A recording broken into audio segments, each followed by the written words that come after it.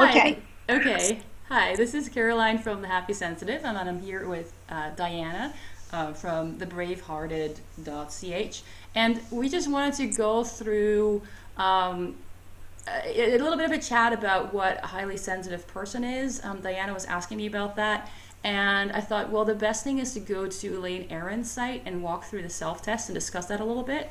Because Elaine Aron is a psychologist who has really pioneered a more academic understanding of what high sensitivity is. She's done a lot of psychological testing.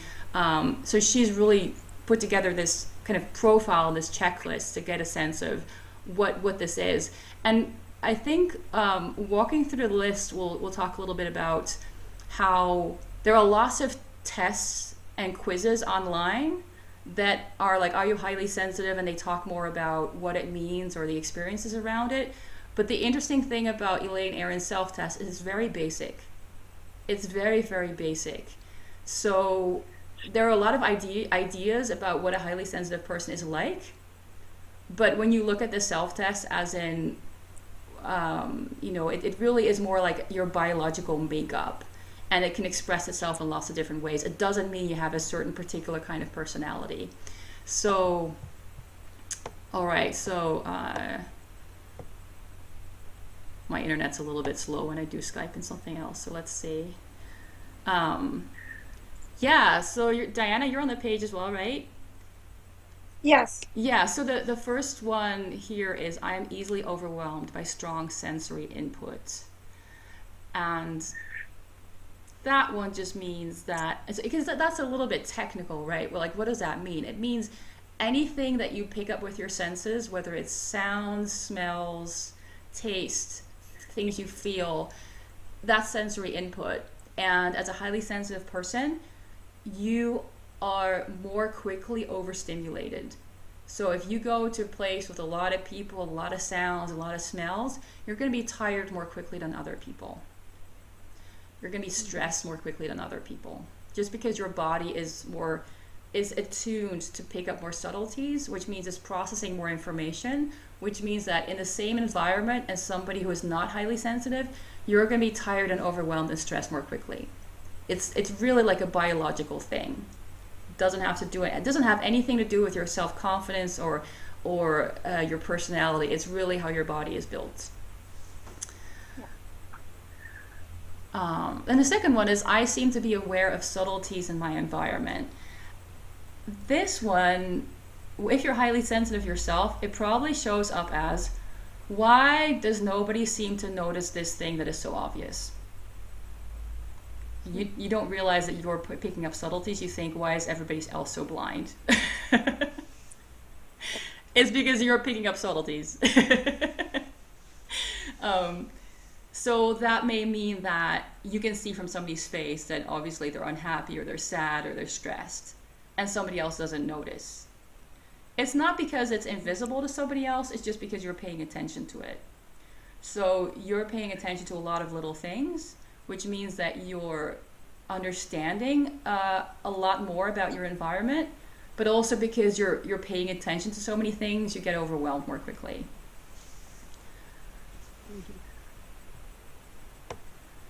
And then there's other people's moods affect me. Um, that one is a little bit tricky because here we are potentially, depending on how you interpret it, we're talking about the line between HSPs and empaths. Um, Other people's moods affect me can just be, if somebody else is sad, it has an impact on me. I care, right? Like, I want them to be happy. I want them to feel good.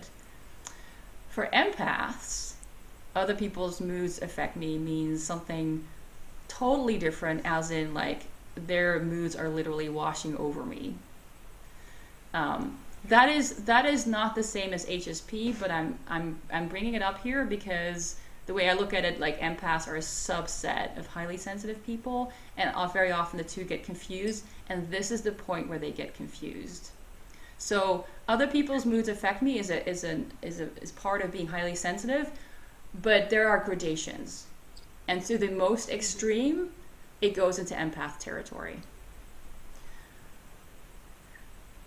Yeah, I think that may be somehow difficult to spot in this sense because it can be, yeah. I mean, other people moods affect me in.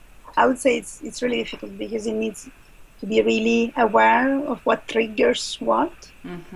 Yeah. Yeah. Okay. Yeah, because it can also be from a narcissistic place. This could be, well, other people don't like what I do, and that affects me. You know, Yeah. it can also it's a very tricky kind of um, thing. We can read lots of different things into it, but Yeah. very generally put, highly sensitive people are more attuned to their environment, which means that when other people are feeling a certain way, it affects them more. It has more of an Yeah. impact. Um, yeah. Did you? Okay. Okay. So I was checking if you wanted to ask something or. No, no, no, no. I'm following the list. Okay. I'm kind of on my talking stick here, so um, I tend to be very sensitive to pain. This one's interesting because, again, because you're more attuned to subtle things, it means also everything is a little bit more amplified, including your own pain. You just feel it more strongly. The upside of that is that very often highly sensitive people more like they have an earlier warning system. They recognize earlier when something is wrong in their body, right? They're like, wait, I feel like something is wrong, like I'm getting a cold or something is not right. And even if maybe it's not medically verifiable yet, very often you can already feel like something isn't right. Again, it's that awareness that you're expanding outside, but that also goes into your body where you're more aware of things. And again, this is a Yeah. scale. So here, this again can be confusing. If you are an empath, you're way on the extreme side of that to the point where you can feel other people's pain. That is not what the self-test says, but that's what you can read into it, and that's probably how empaths would read it.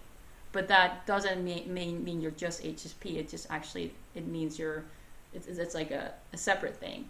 Um, and there's lots of interesting spaces in between. So one of the things too is with that is that this is something I talk with a lot of my clients who are uh, very very sensitive on this scale.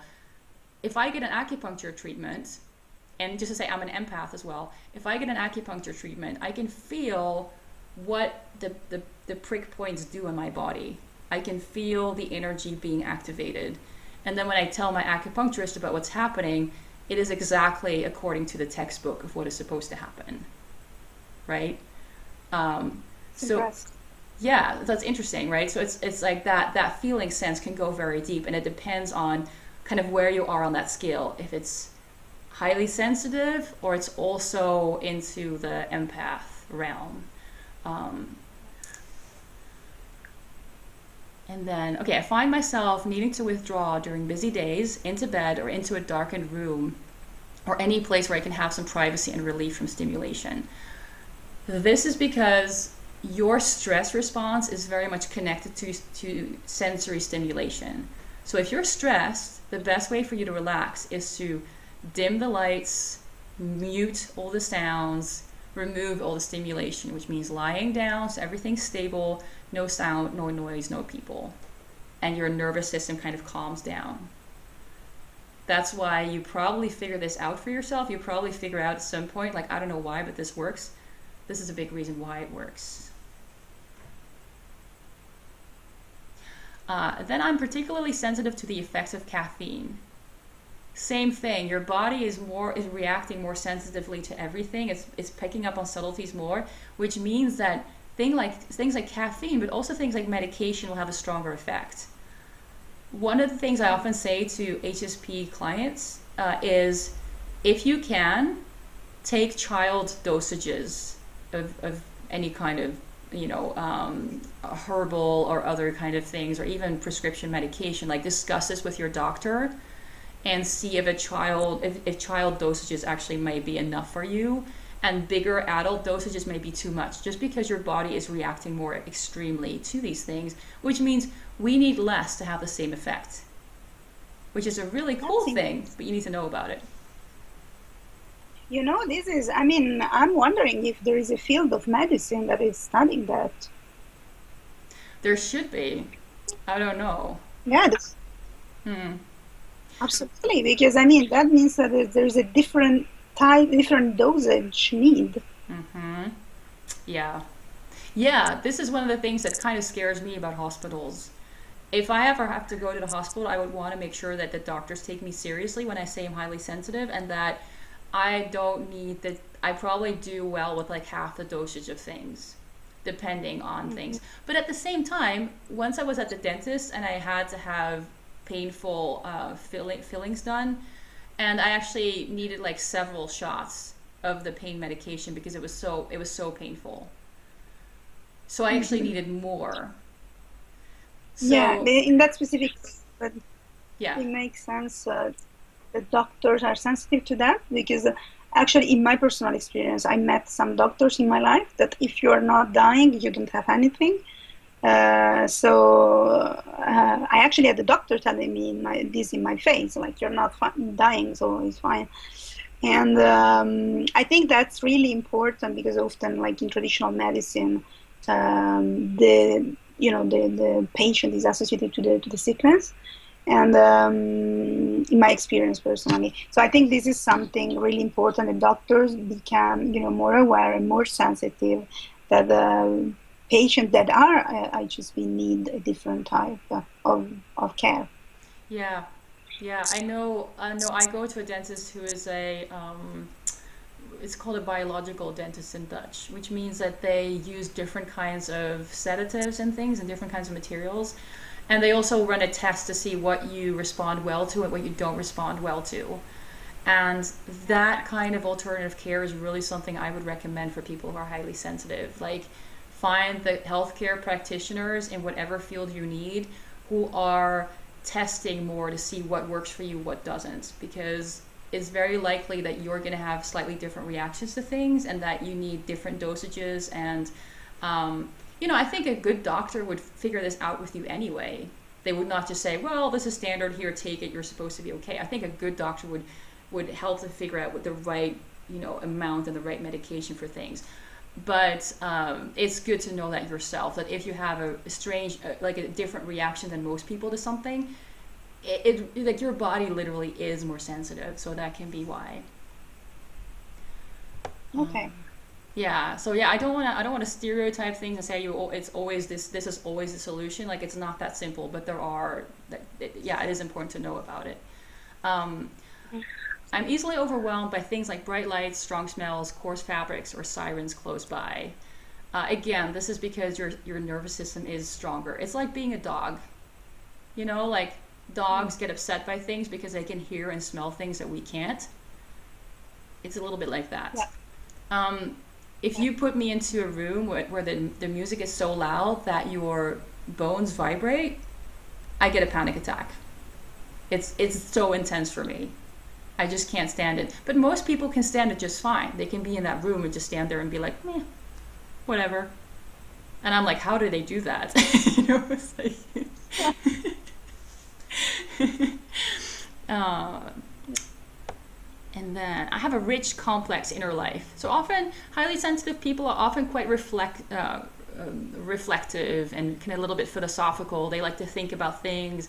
They maybe are into art or, painting, music, theater. Well, maybe theater, not so much. It's more extroverted. But there's a lot of going on the inside. And by the way, you can be extroverted as a highly sensitive person. You can be very extroverted. But when you're extroverted and you love spending time with people and doing all kinds of things that are active in this, like socially active, you'll probably find that you get tired more quickly than other people do. And so you might feel a little bit weird. Like, I had this girl write to me a while back who said she got really confused because she loved going out with her friends and going to the disco and stuff.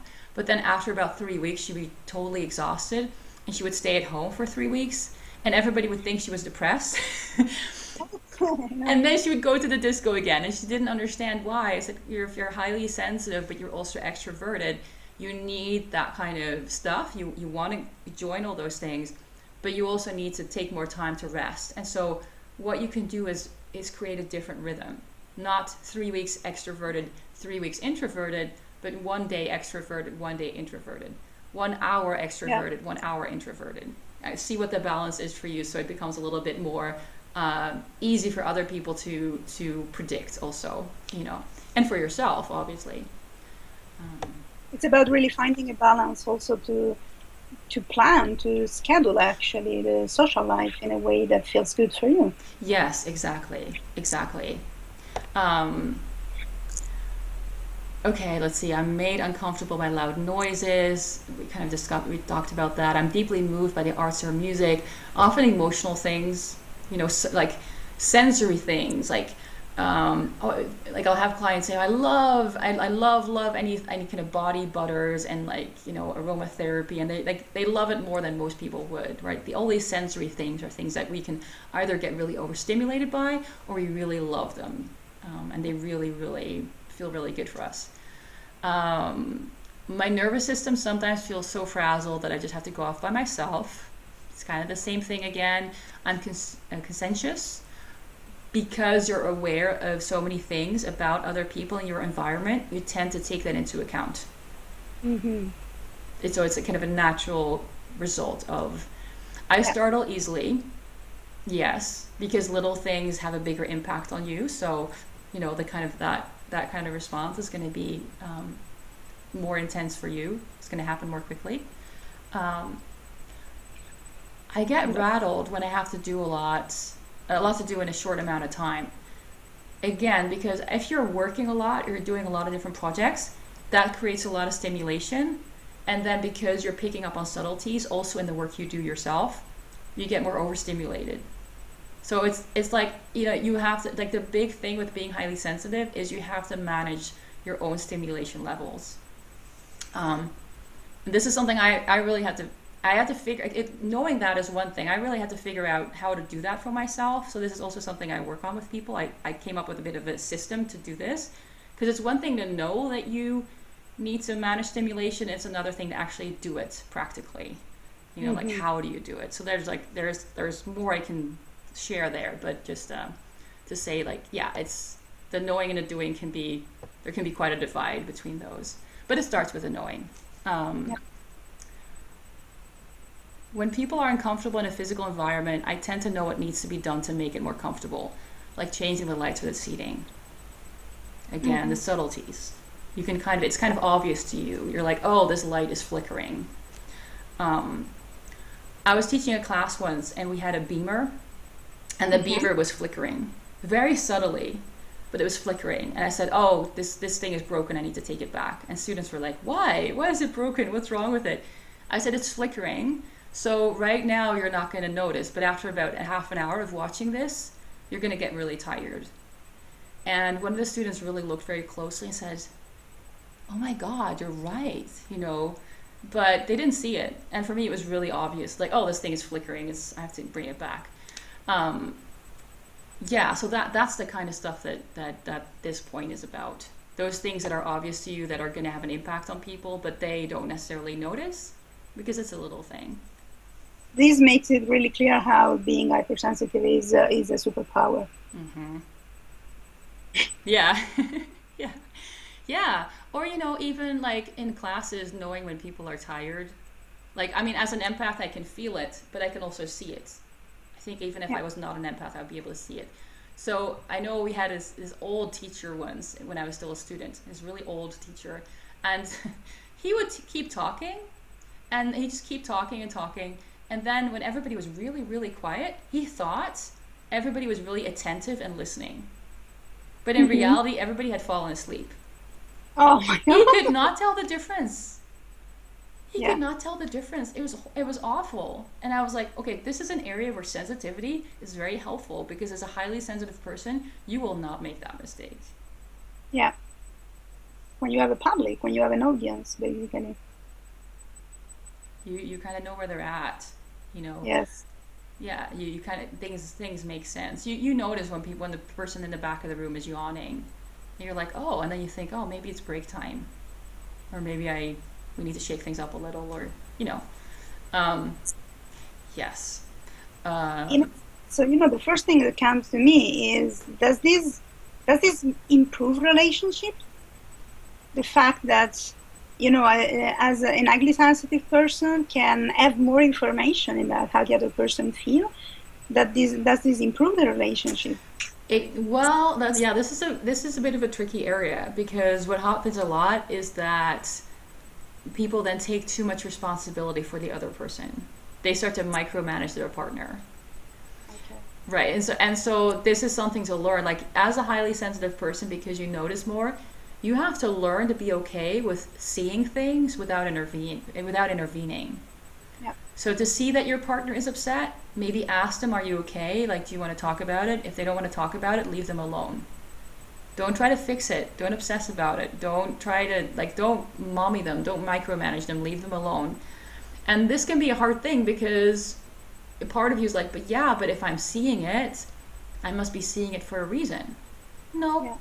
you're just seeing it.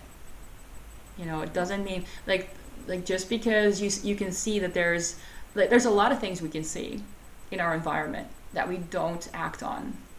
We're like, Yeah. okay, there's a house across the street. So what? I don't have to do anything. There's a house there. And the things we notice about other people can be like that too. Okay, this other person is angry. Interesting. I don't have to do anything with that. This other person is uncomfortable. Okay. So what? I don't have to do anything about it. It's only like in this class example that I used where everybody was falling asleep. Yeah, if you were the teacher and your students are falling asleep, you have to do something about it. Right, that's your responsibility in that case. Yeah. But then you're also in a position where you can do something and it makes sense. Yeah. But it can, so I think, again, like it can make for really harmonious relationships in that way. But you also have to learn to let go and not take responsibility or control of everything and just let things be. You have to, as a highly sensitive person, you have to be okay with chaos because you're going to see more chaos in other people. You're going to see more things that are not harmonious, that are out of alignment. You have to be okay with that, otherwise you drive yourself crazy. Yeah.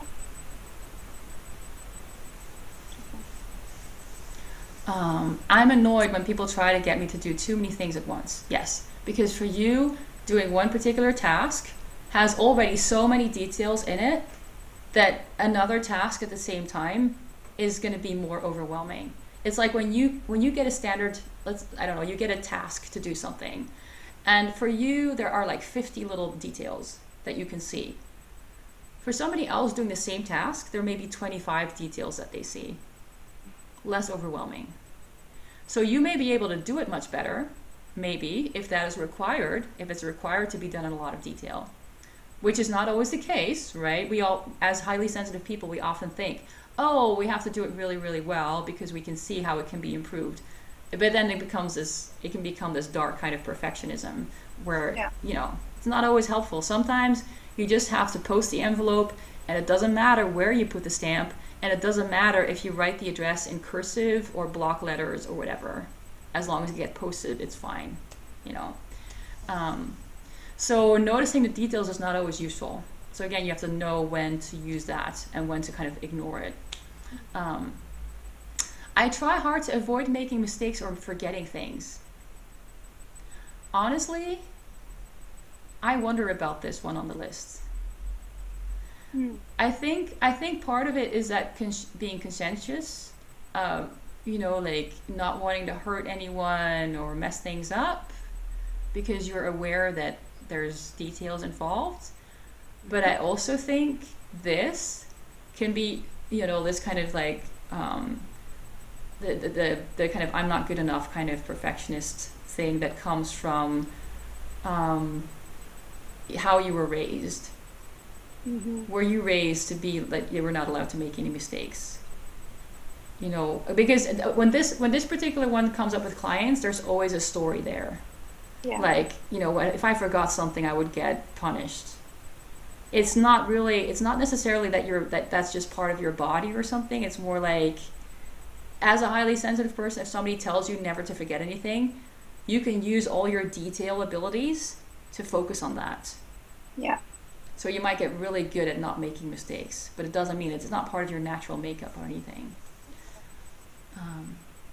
I make a point to avoid violent movies and TV shows. Yes. Yeah. I had to I'm better at it now, but I've had to learn to be able to watch something violent and not like feel like my heart was being ripped out of my body. Mm-hmm.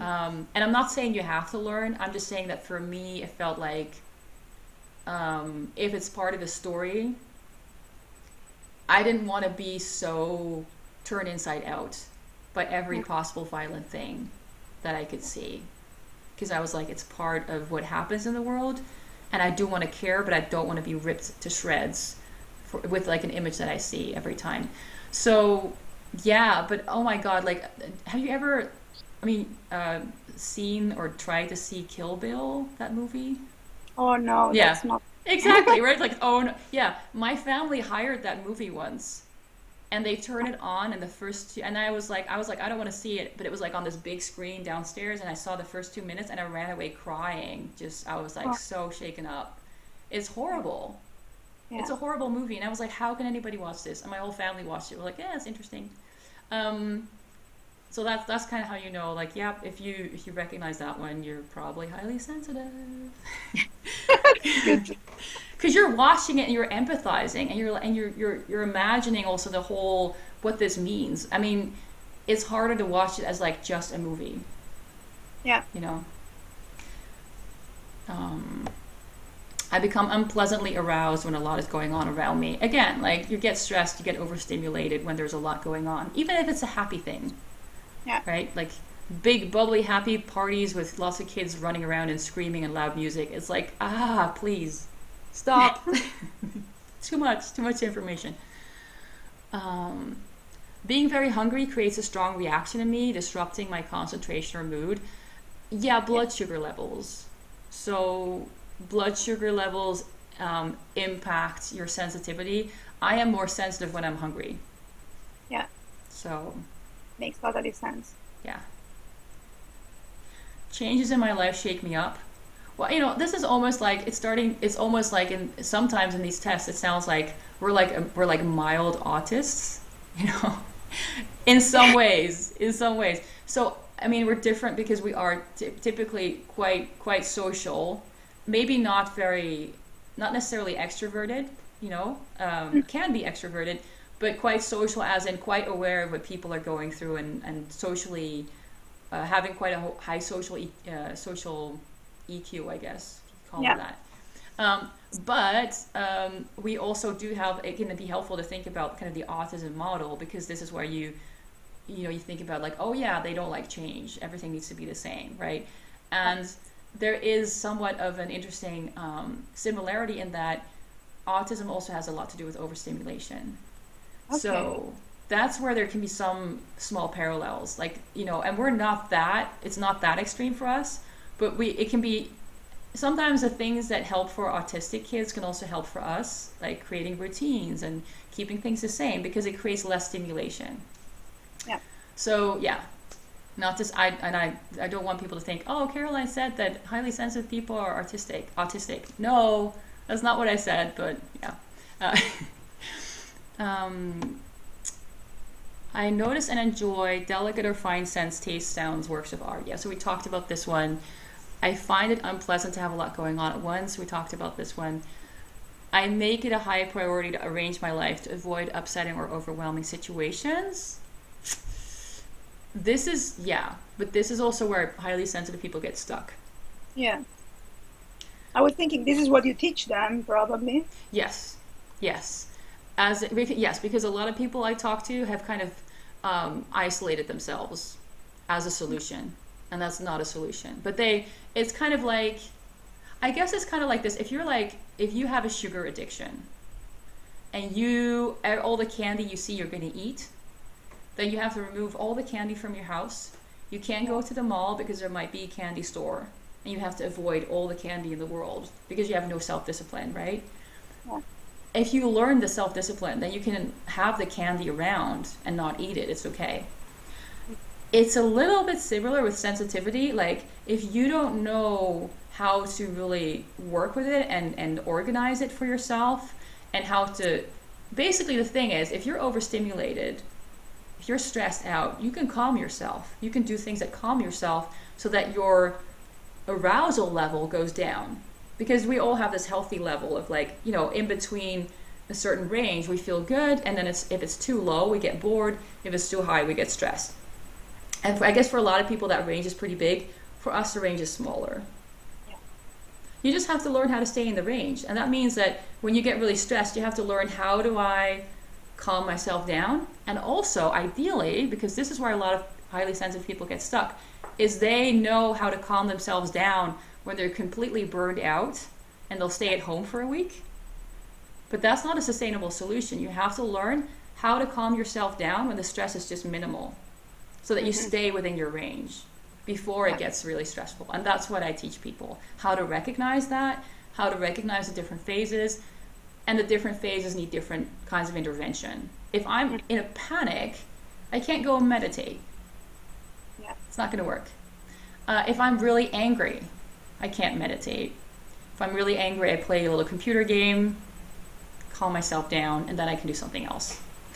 And so you have to learn what those phases are for yourself and what you can do at each phase, so that when things get really out of control, you know how to get yourself, you know, calmed down, but also that you start to notice it earlier. Yeah. You know, before you get into a panic, before you get really mad, you start to notice when you're getting a little bit stressed, so that you can take an action. You're getting a little bit stressed, you make yourself a cup of tea, you take 5 minutes to breathe, you feel better, and you're within that healthy range again. And then you can do a lot more stuff than if you're constantly going through these peaks of like, overstimulated, hiding, you know.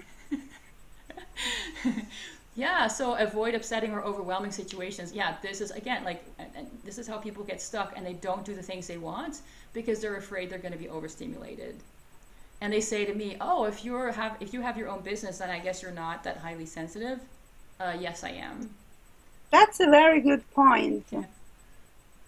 You know, that's very interesting, because actually when you have a business, there are a lot of things that need you to interact with a lot of people, and also people that you have never seen in your life and stuff like that. So if you have a lot of information, I can imagine that it can become stressful somehow.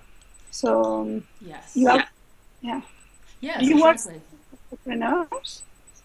Sorry? Do you work also with entrepreneurs that are highly sensitive? Yeah, I'm definitely moving in that direction. Okay.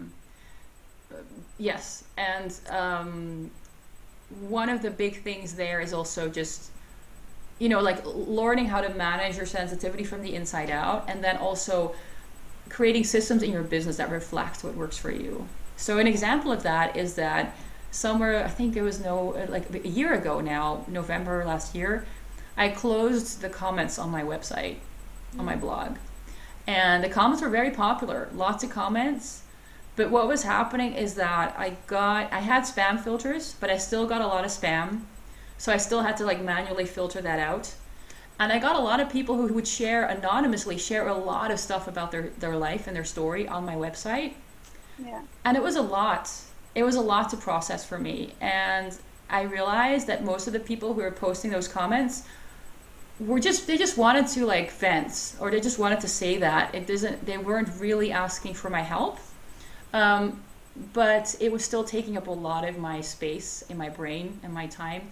And so I had to decide. I was like, it was becoming a source of stress for me. And to have the comments and then not say anything also doesn't work. You do have to like interact a little bit at least.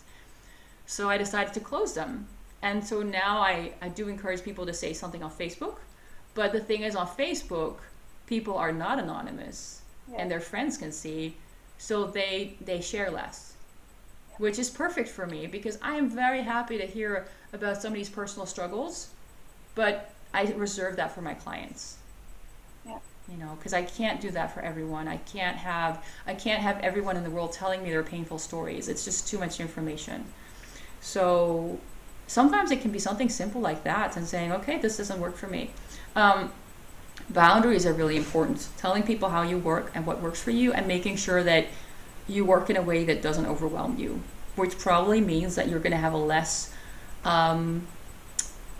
like I have a less intense schedule, I guess, than most entrepreneurs, which is on purpose. I need time to reflect. I need time to do nothing. I need time to kind of meditate and to go for a walk. And I'm a better entrepreneur when I do that because I get my inspiration from time alone and time in nature. I get great ideas there. And so a lot of what it happens in my business also comes from those quiet times. So it's an important part of how I work. So I'm looking forward to read your book, The Highly Sensitive Entrepreneur, when you're going to That's a great title. yeah. Yeah. There's actually a lot of science to it in that way, or like science, to it in that way. But yeah, yeah. Um, okay, I am bothered by intense stimuli, loud noises, chaotic scenes. We talked about that. When I must compete or be observed while performing a task, I become so nervous or shaky that I do much worse than I would otherwise. Totally me. Yeah. Oh my God. Like, yes, I screw up when people watch me. Totally. This is where as an empath, so I don't know what the difference is between HSP and empath in this regard. Because as an empath, the thing is I can feel them watching me. Yeah. And it adds to the stimulation. It adds to everything I'm processing. It's just too much. I used to play softball in high school, and I was pretty good. I actually trialed for the national youth team, and I got in with a bit of persuasion from my coach. But the problem was, and this is why I said, no, I don't want to be part of the team. I quit, and I upset everyone. And is because when I was on the what's it called on the batting plate, I was up to bat. What the other team would do, because they figured this out really quickly, if they started to scream and yell at me, I would lose my focus. Of course. Yeah. And I didn't understand why. And I trained at this a long time, and I in the training I'd be really good. I would hit all the balls. I'd be really good. But if I had to perform in a game like that, and everybody was watching and everybody was yelling, I just couldn't focus. I just lost everything. So I had to learn these special tricks. How it was like I don't know what that's called in English, but when you turn with the bat and you let it kind of like drop, and then instead of hitting it, you just kind of like bounce it. You bounce the ball. I did that a lot because I could do that when I was overstimulated, but I could not hit the ball because I would just like not see it, and it would just be chaos. So yeah, and if I'm doing something and somebody's watching me, I will tell them like, don't watch me, please go away. Like, I think it's really important to know, especially to spot in children, because children can be, judged or evaluated wrongly if the teachers don't know that they can be highly sensitive. Yeah. Yes. Oh my God, yes. And my high school exams, we had a few oral exams. I totally screwed up. My mind just went blank, and I know for Dutch. And my Dutch exam, I just completely screwed up. And the teacher knew me, and the teacher knew that I knew everything because he'd heard me in class. And I think he gave me a positive evaluation because of that, because I really messed up. I just could not remember the simplest things. And later it got better. I found ways, I don't know how, I just found ways to be better at this, but I've always hated that kind of performance thing, because it was just, there would be so much going on. Or you're in an exam hall, and there are other people who are like they're like sniffing because they have a cold, and somebody's coughing over there, and it was just sometimes just to settle down and get focused would be so hard. And I'd have to bring like I don't know, I'd have to prepare mentally, and anything I was allowed to bring that would help, like a bottle of water, I had to bring everything possible to help myself just settle down and concentrate. Even though I was really good at concentrating in some environments, I'm really good at, you can put me outside in, like in a really kind of like noisy cafe area, and I can read a book. Okay. But then it's because somehow it kind of all blends together, and I can tune it out. It's not a problem. But if it's like one person sniffing in the corner, it's like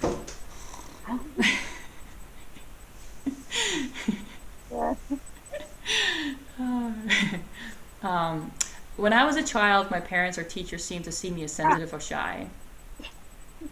That's exactly what we were talking about. Yeah. I think also, I mean, I think a lot of children are probably judged also as too sensitive, not only sensitive, because the problem, what I hear a lot is I'm too sensitive. And I always say, okay, two is always a measure. So this is a measure related to someone that has problem to cope with that, but it's not that you can be very sensitive, you can be highly sensitive, but it's not too sensitive. Yes. Yes, exactly. And I think the thing is with it, when I was a kid, when I went to preschool, the first half year I did not say anything to anyone. That was a, or at least, I don't know if that's 100% true, but that's what the teacher said. They said I was really quiet and I wasn't really interacting. But I remember vaguely from that time that it felt very busy. Like there was so much going on and I was trying to figure out like how things worked, like, and one of the first things I did was just, during playtime, you could like build these cars with like these big pieces of prefab, like wheels and bolts and things. And one of the boys in my class was doing that, and I saw him build a car. And you had just enough time to build the car if you were really quick, because you had like 45 minutes. And so I remember that was one of my go-to things to do in the break, because it allowed me to really do something creative and like interesting and focus by myself. And sometimes the teacher would not let me do that. She wanted me to play with the other kids. And then sometimes I would be like we had like this little theater place with these hand puppets. And so I would put on this little hand puppet show for people. But it was also a way for me to be creative, but also be a little bit in my own world, which was very nice. And then after half a year, it was fine, but I just needed some time to get to understand everything that was going on, because I could see so much. And in high school, it was a little bit the same. I was a little bit more social, but the first half year, it was very quiet. And then after half a year, I really started to make friends. And one of my friends she said, "Oh my God, you know everything about everyone." And I was like, yeah, because I've been observing for half a year. Yeah. And I needed that time to observe, to feel safe, and to feel like I understood who the people were and how things worked in that place. It's kind of like you go to a new tribe and you're like, who are these people and what are their customs, Yes, it makes total sense. Yeah. So I think we are at the bottom of the list, but I would like also you to say maybe something about the positive aspect, not necessarily a list, but how being highly sensitive is also a very cool thing. Right. Yes. So this list picks out a lot of the overstimulation things, right? Because that's what people tend to notice. But the positive side of that is that you can do more with less. Mm. So when I was doing my master's degree, we had to do a little research project. Well, not so little. It was like a few months. And the original plan was to do 20 interviews and then to analyze those interviews. But when I had done 9 interviews with people, I was totally wiped out. I was like, oh, I had so much information, and I had like a lot written already based on that. And I went to my supervisor, and she said, "Oh my God, you got so much out of these 9 interviews. You don't have to do the 11 other ones. It's okay. You can just leave it. You can just do it with 9." And that's when I really realized what the upside of sensitivity is in that way. Like, you work more intensely, more detailed, and that means you're not the right person for highly busy, chaotic environments. You do really badly there. But if you're put in a really a low sensory environment, or you only have you need to get a lot of information from only 3 people, you can totally do that. You have enough to work with. But somebody who's not highly sensitive is going to need to talk to a lot more people, or read a lot more, or do a lot more research before they can draw the same conclusions and see the same patterns. You can see those patterns more quickly. And I don't want to say that, so highly sensitives have like a different I mean, there are still statistical rules for what is valid as research. That doesn't change, obviously.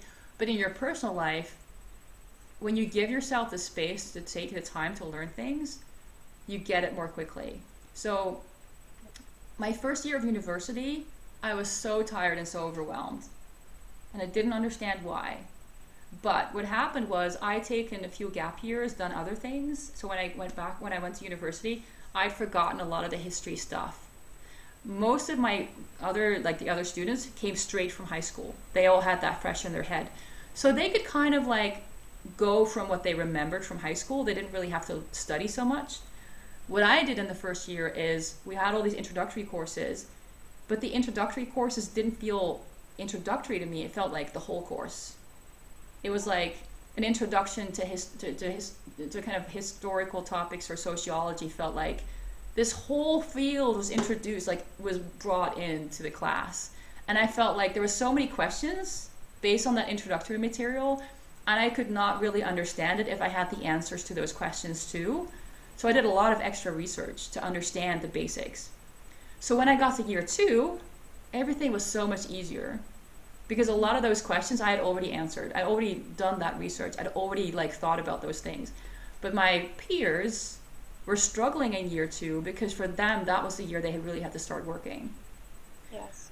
So it's two sides of the same coin. Like, yeah, you're in the beginning you're going to be more overwhelmed. There's going to be more information. You're going to be doing more work. It's going to be more intense. But then you will get so much out of that when you stick with it, afterwards it's going to get easier. Whether that's in social situations or in learning situations or in work situations, you just have to kind of like plan for it, I guess. Yeah. Okay.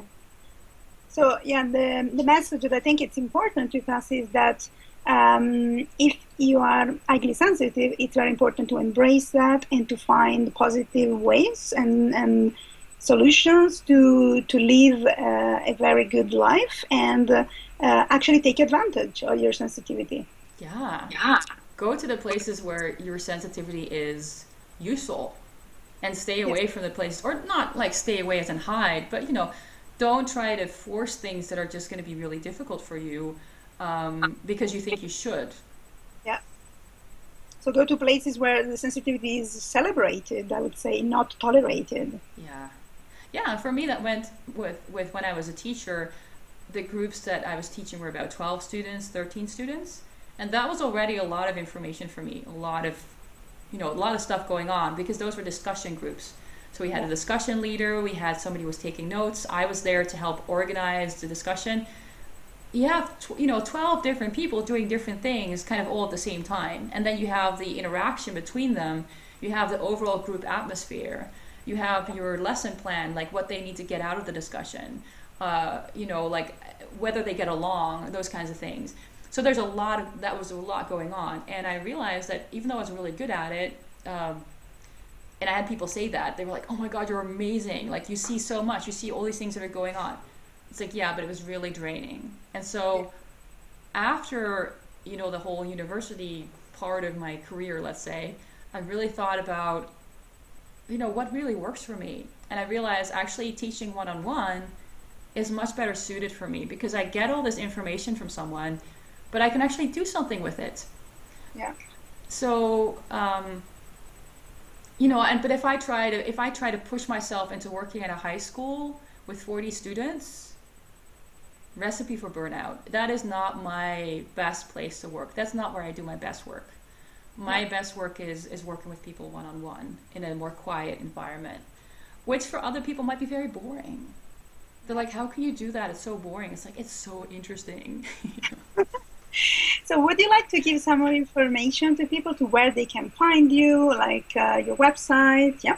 Yeah, so I'm on Facebook, the Happy Sensitive Project. I have a website, thehappysensitive.com.